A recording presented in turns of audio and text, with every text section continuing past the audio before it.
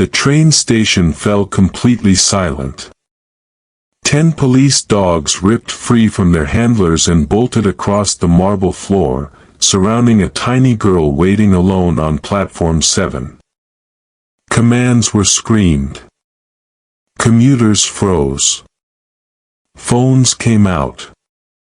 The dogs formed a perfect circle around her, heads low, barking like the world was ending.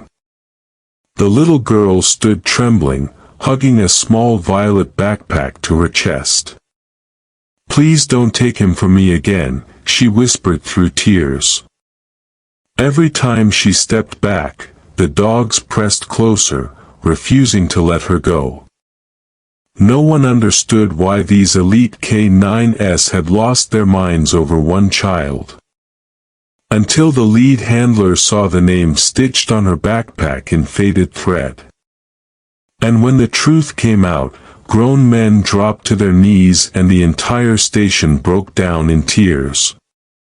Like and follow for more stories that hit you right in the soul. Tell me in the comments, what country are you watching from right now? It was the kind of gray, endless rain that makes everyone walk faster, heads down, umbrellas colliding like angry swords. Union Station smelled of wet coats, burnt coffee, and the metallic breath of the rails. Trains hissed in and out, doors slamming, voices echoing under the vaulted ceiling like ghosts arguing over the timetable. And there, alone on platform 7, stood Leora. 8 years old. Violet backpack almost bigger than she was. Blonde hair plastered to her cheeks by the drizzle that sneaked under the roof. She kept checking the big departure board, then the tiny silver watch on her wrist, then the backpack zipper, 3 times, 4 times, as if the thing might vanish if she didn't keep counting. Most people rushed past her. Some smiled the quick, pity smile adults give kids traveling alone. A few asked if she was lost. Every time, she shook her head, polite but firm, and stepped a little closer to the yellow line, clutching the straps like they were the only thing holding her to the earth. What nobody noticed, what nobody could possibly know yet, was that inside that violet backpack wasn't clothes or snacks or a stuffed animal. Inside was a small tin box wrapped in a photograph so worn the edges had gone soft. Inside was everything left of the bravest man any of those dogs had ever known. Leora whispered to the bag sometimes, so low only the rain heard her. "I'm doing it today, Daddy. Just like we planned. The cliff with the 2 crooked trees. You remember." Her voice cracked on the last word, but she swallowed it down, the way she'd been swallowing everything for the past 11 months and 22 days. She had begged her mom to let her do this alone. Begged until her mom finally cried and said yes. Because Leora believed, truly believed, that if anyone else carried him on the last journey, it would mean he was really gone. And she wasn't ready for really gone. Not yet. So there she stood. One tiny girl against the entire gray morning. Ticket in her pocket. Ashes in her arms. Heart pounding so loud she was scared the trains could hear it. She didn't know the 10 K9 dogs were already on the concourse above her, doing their morning patrol. She didn't know that one of them, Kale, had frozen mid-step the second the wind shifted and carried her scent down the stairs. She didn't know that in less than 4 minutes, every single one of those dogs would risk their careers, their handlers, their lives, just to reach her. All she knew was the train was due in 9 minutes, and she had to be brave enough to get on it alone. She took one tiny, trembling breath, and tightened her grip on the violet backpack that held her entire world. She had no idea the world was about to tighten its grip right back. 4 minutes to departure. Up on the main concourse, Officer Elias Voss walked the line of 10K9s in perfect formation. Belgian Malinois and German Shepherds, black masks gleaming under the fluorescent lights, every paw hitting the marble in the same heartbeat.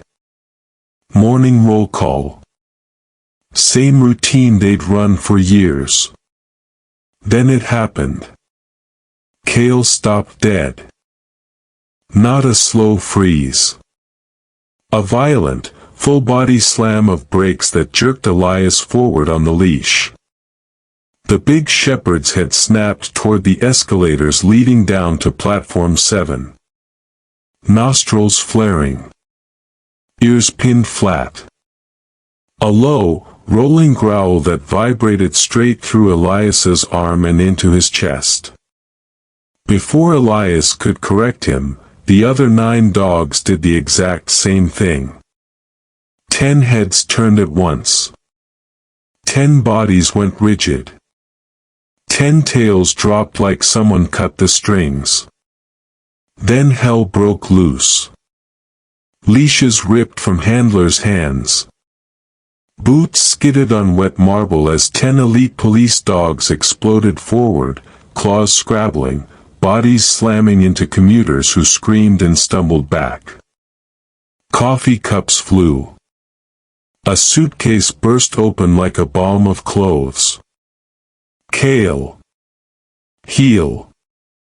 Elias roared, lunging after him, but the dog was already gone, streaking down the escalator 3 steps at a time, the rest thundering behind him like a black and tan avalanche.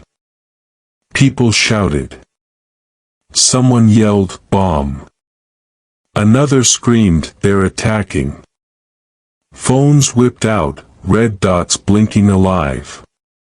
Down on platform 7, Leora heard the chaos before she saw it. A sound like rolling thunder made of pause and desperate breath. She turned just as Kale launched off the bottom step and landed in front of her with a skid that sent water spraying. The other 9 fanned out instantly, forming a perfect circle around her, shoulders hunched, teeth flashing, barking so fiercely the air itself seemed to shake. Leora stumbled back against the bench, violet backpack crushed to her chest. The dogs pressed closer. Barking. Barking. Barking. Every time she moved, they surged forward, refusing to let her retreat even 1 inch. Trapped.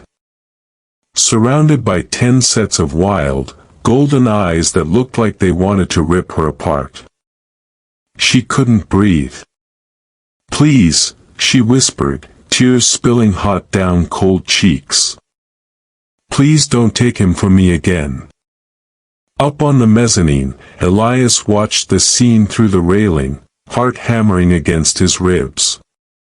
He had never, in 12 years, seen these dogs disobey. Not once. Something was wrong. No. Something was heartbreakingly right. And it was only just beginning. The barking was deafening, a wall of sound that swallowed every announcement, every scream, every heartbeat. Commuters stampeded backward, mothers yanking children behind them, men shoving each other out of the way.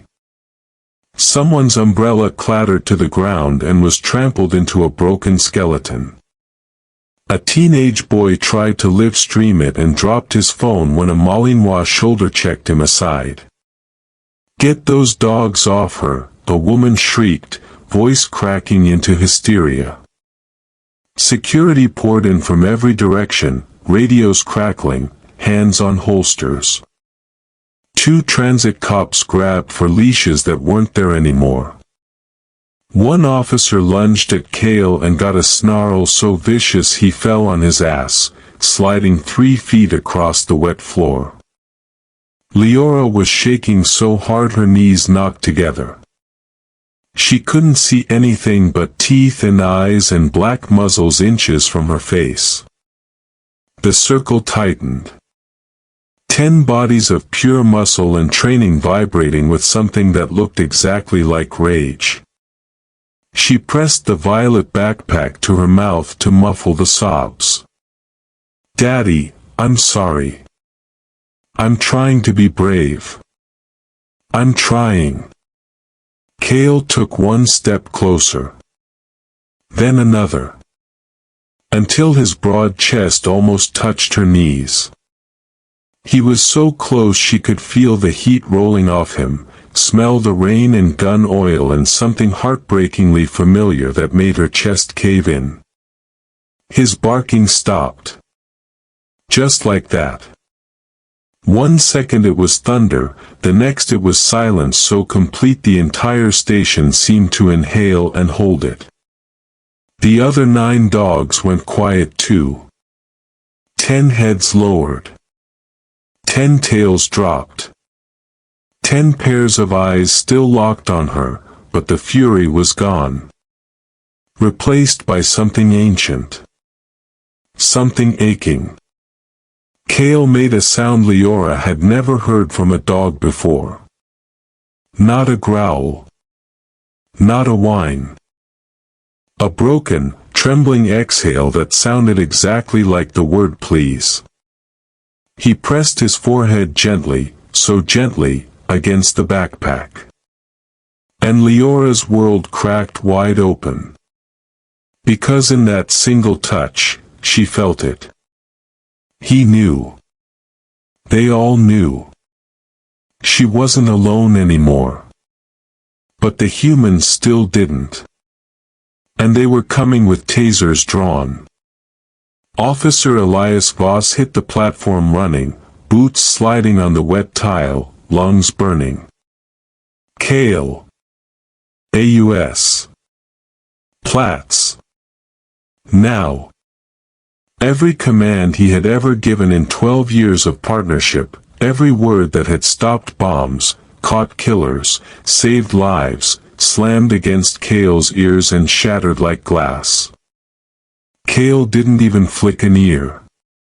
He stayed exactly where he was, forehead pressed to the violet backpack, eyes half closed, a low, continuous rumble in his throat that wasn't threat.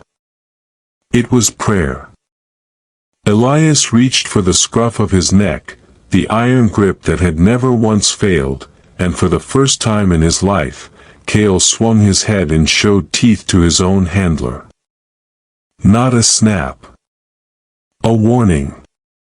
Clear as any spoken sentence. Touch her and I will go through you. Elias froze, hand suspended in midair. The other handlers were closing in from behind, leashes ready, catchpoles raised. One of them, Ramirez, muttered, "He's gone rogue. We have to take him down." Elias didn't answer. Because he saw it now. Cale's tail wasn't stiff with aggression. It was trembling. His whole body was trembling, the way it had trembled the night they pulled Ronan Hale's body out of that burning warehouse. The night Soren, back when Cale was still called Soren, had refused to leave his handler's side even while the flames licked his paws. The night the dog had screamed like a human until they sedated him. Elias's voice cracked. "Stand down. Everybody stand down." Ramirez stared at him like he'd lost his mind. "Sarge, they're surrounding a kid." "I said stand down." The circle of officers hesitated. In the sudden hush, Leora's tiny, broken whisper floated up like smoke. "He knows Daddy's in here, doesn't he?" Cale answered with the softest sound Elias had ever heard him make, almost a sob, and very slowly, very deliberately, lowered himself to the ground in front of her. Front paws crossed. Head resting on them. eyes never leaving the backpack. The universal K9 signal for total surrender. Not to the handlers. To her. And in that moment, every person on Platform 7 felt the first hairline fracture in the terror. Something impossible was happening. Something that would break all of them open before the morning was over. The platform had gone unnaturally still, as if the entire station were holding its breath. Security formed a loose ring 20 feet back, weapons lowered but fingers twitching. Phones still recorded, but the shouting had died. Even the rain seemed to fall quieter. Elias Voss stepped through the circle of dogs alone, hands open and visible, moving like a man walking into a minefield made of grief. Leora's eyes, huge, storm blue, ancient, tracked him. Tears had carved clean rivers down her dirty cheeks. Elias crouched slowly, 5 feet away, voice barely above the patter of rain. "Hey, sweetheart, my name is Elias. That's Kale. He won't hurt you. None of them will. I swear on my badge." Leora's arms tightened around the violet backpack until her knuckles went white. "Please," she whispered, lips trembling so hard the words fractured. "Please, he's all I have left. They said I could take him home. They promised. Mom signed the papers and everything. Please don't take him away again." Her voice broke on the last word and became a sob that ripped straight out of her chest and punched every adult within 50 feet right in the throat. Elias felt his eyes burn. He had seen children cry at funerals, at crime scenes, in hospital corridors. He had never heard a sound like this. Like someone was being torn in half from the inside. Kale inched forward on his belly, dragging himself across the wet concrete until his muzzle rested against Leora's shoe. He didn't lick, didn't push. Just rested there, trembling, offering the only comfort he had left to give. Elias swallowed the boulder in his throat. "I'm not taking anything from you, Leora. I just need to understand why these dogs are acting like the world ends if they lose sight of you for 1 second." She looked down at Kale, then at the 9 other dogs still sitting in their perfect morning circle, heads bowed like soldiers at a graveside. Very slowly, she slid the backpack off her shoulders and cradled it in her lap like a sleeping baby. "This is Daddy," she said, so quietly the microphones on the phones barely caught it. "He's been waiting 11 months and 22 days for me to bring him home." She unzipped the bag one tooth at a time. Elias's heart stopped. Because he already knew, God help him, he already knew what he was about to see. And when the tin box appeared, wrapped in that faded photograph, every dog in the circle let out the softest, most broken sound Elias had ever heard. A sound that said, "We've been waiting too." They moved her to the small family assistance room behind the ticket counters. No windows, soft lighting, a single table, 2 chairs, and the smell of old coffee and new grief. Elias carried the violet backpack himself. He had asked permission. Leora had looked at him for a long time, then at Kale padding silently beside them, and finally nodded once. A soldier granting passage. Now the door clicked shut. Just the 3 of them, Elias, Leora, and Kale, who refused to sit anywhere except pressed against the little girl's leg, his head on her knee like he was holding her upright. Leora placed the backpack on the table with the reverence people reserve for altars. Her fingers shook so badly she couldn't work the zipper the second time. Elias didn't offer to help. He knew some things a child has to do herself, even when it destroys them. Finally it opened. She lifted out the tin box, brushed steel, dented, the kind issued to every K-9 handler who falls in the line of duty. Wrapped around it was the photograph, edges soft as cloth. Leora laid the picture on the table facing Elias. And the air left his lungs in one brutal rush. Ronan Hale. Smiling like the sun lived in his teeth. One arm slung around a younger, scar-faced shepherd with mismatched ears, Soren. And on Ronan's shoulders, giggling so hard her eyes were slits, sat a much smaller Leora, age 4 maybe, clutching her father's police cap like a crown. Elias's hands went to his mouth. He remembered that day. He had taken the damn picture himself at the unit barbecue, 3 years ago, the summer before everything burned. Leora's voice was barely a breath. He told Soren, that's what he called Kale back then, that if anything ever happened, he wanted him to watch over me. Daddy said dogs keep promises better than people. She opened the tin. Inside, a perfectly folded triangular flag. Ronan's badge, still shining. A single brass casing from the 21-gun salute. And the small glass vial of ashes, labeled in Ronan's own handwriting. For the cliff with the 2 crooked trees. Let the ocean keep me. Kale made that sound again, the one that wasn't a whine, wasn't a cry, but something in between. He laid his massive head directly on the table, nose inches from the vial, and exhaled like a man who'd been holding his breath for 11 months and 22 days.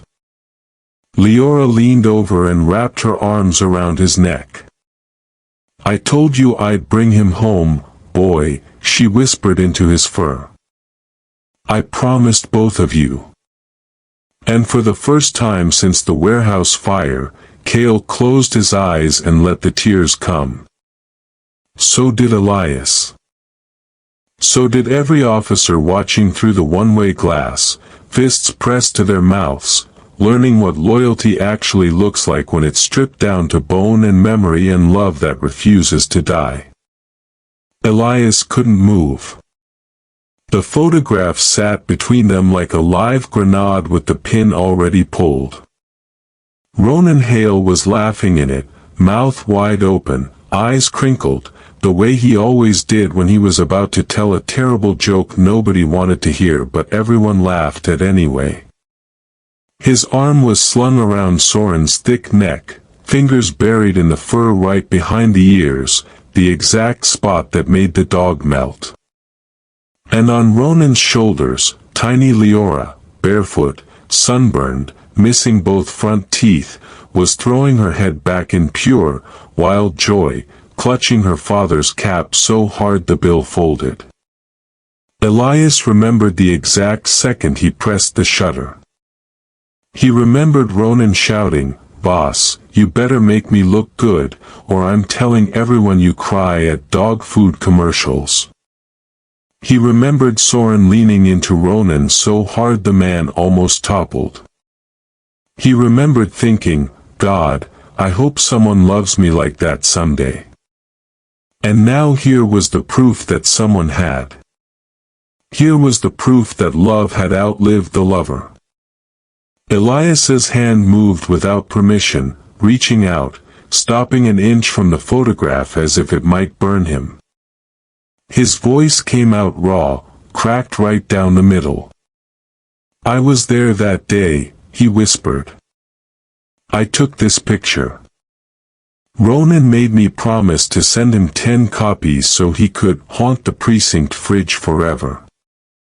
Leora looked up at him, eyes swollen but fierce. He kept one in his locker. one in his truck. One taped inside Soren's crate so he'd always have family watching over him on calls. Elias's throat worked, but nothing came out. Cale made a low, broken sound and pushed his entire head into Elias's lap, something he had never done to anyone except Ronan. The dog was shaking. Elias dropped to his knees right there on the carpet, arms going around Cale's neck, burying his face in the fur that still smelled faintly of smoke and salt and the man who taught them both what courage really was. "I'm sorry, brother," Elias choked into the dog's neck. "I'm so damn sorry I wasn't fast enough that night." Leora watched them, tears falling silently. Then she did something that broke the last piece of Elias that was still holding together. She crawled off the chair, knelt beside them, and wrapped her small arms around both man and dog. Three hearts that had lost the same person, finally finding each other in the ruins. Outside the door, grown officers turned away from the glass because they couldn't watch anymore without falling apart. Inside the quiet room, Elias Voss's heart stopped for the second time in his life. This time, it wasn't from fear. It was from love so fierce it refused to stay dead. The door opened without a knock. The station chief stepped in, face pale, eyes red. Behind him, 9 handlers stood in a silent row, caps in hand, rain dripping from their jackets onto the carpet like tears they were too proud to shed. Elias didn't let go of Cale. Leora didn't let go of either of them. The chief cleared his throat twice before words came. "Voss, the dogs won't move. They won't eat. Won't heal. Won't even look at us. They're all sitting on platform 7 in the exact same circle, facing this door. Like they're waiting for permission." Elias lifted his head, voice hoarse. "Permission for what?" The chief looked at Leora, then at the open tin on the table, then at Cale trembling so hard his tags rattled. "To go with her," he said quietly. "They're begging to go home with Ronan." Silence swallowed the room. Leora's small hand tightened on Cale's collar. She stood up, suddenly steady, suddenly 8 years old and 1,000 years old at the same time. "My daddy told me once," she said, voice clear as a bell through her tears, "that when a K9 loses his handler, he doesn't retire. He waits. Because the job isn't over until they're together again." She looked at the chief. Looked at every man in the doorway. "They waited 11 months and 22 days. Same as me." She picked up the tin, cradled it against her chest, and walked straight to the door. The handlers parted like curtains. Cale rose and fell in beside her left side, exactly where he used to walk with Ronan. The other 9 dogs were already waiting on the platform, sitting in perfect formation, heads high now, tails sweeping the wet concrete in slow, hopeful arcs. When Leora appeared, every single one of them stood. Not an attack formation. A guard of honor. Elias followed 2 steps behind, eyes burning, badge heavy in his pocket. The station chief's voice came over the PA, soft, no longer official. "Attention all passengers. The 1017 coastal service to Cliffside Point will be held at Platform 7 for a special departure. All other travelers, please clear the area. This one's already full." Commuters who had been watching from behind barriers lowered their phones. Some saluted. Some wept openly. Leora stepped onto the yellow line, violet backpack on her shoulders, tin safe inside. 10 K9s flanked her, 5 on each side, Kale at her heel like he was born to the position. She looked back once at Elias. He nodded. She nodded back. Then she turned toward the empty track where the train lights were already glowing through the rain. And for the first time in 11 months and 22 days, every single one of them, girl, man, and dogs, knew exactly where home was. It wasn't a place anymore. It was a promise they were finally keeping together. The train slid in slow, almost reverent, brakes sighing like it understood. Doors opened on their own. No conductor stepped out. He just stood inside the first carriage, cap over his heart, eyes wet. Leora walked forward. 10 sets of claws clicked on the metal steps behind her, perfectly synchronized, the way they once marched beside Ronan Hale into burning buildings and midnight raids. Passengers already on board had been quietly moved to the rear cars. Every seat in the front carriage was empty, waiting. She chose the very first row, window seat, facing forward. Kale took the aisle beside her, sitting tall, head high, exactly as he used to ride shotgun in Ronan's cruiser. The other 9 dogs filed in without command, 2 by 2, filling the rows behind like black and tan pallbearers in dress uniform. No leashes. No muzzles. No orders. Just trust older than any of them. Elias stood on the platform, fist pressed to his chest. He couldn't get on. Someone had to close the door. Leora looked back at him through the glass. "Thank you for letting them come with me," she said, voice carried through the open door soft as morning. Elias's answer cracked. "They never belonged to us, kid. They were only ever on loan from him, and now from you." The conductor raised 2 fingers to his cap, a silent salute. Doors began to close. Kale leaned over and rested his head on Leora's lap. She buried her face in his neck and whispered something no microphone caught, something only for the 2 of them and the man they both still carried. The train lurched, then pulled away, slow and steady, rain streaking the windows like the whole sky was crying in relief. Every soul left on Platform 7 watched until the red taillights disappeared around the bend. No one moved for a long time. Then Elias Voss did something he hadn't done since the night Ronan died. He dropped to one knee, right there on the wet concrete, and let the tears fall openly. Because somewhere out there, past the city limits and the gray suburbs, a little girl with a violet backpack and 10 unbreakable hearts was finally taking her father home. And for the first time in 11 months and 22 days. Ronan Hale was not riding alone. He had his whole damn unit with him. And they were going to the cliff with the 2 crooked trees, where the ocean keeps its promises. Forever. The train is gone. The platform is empty.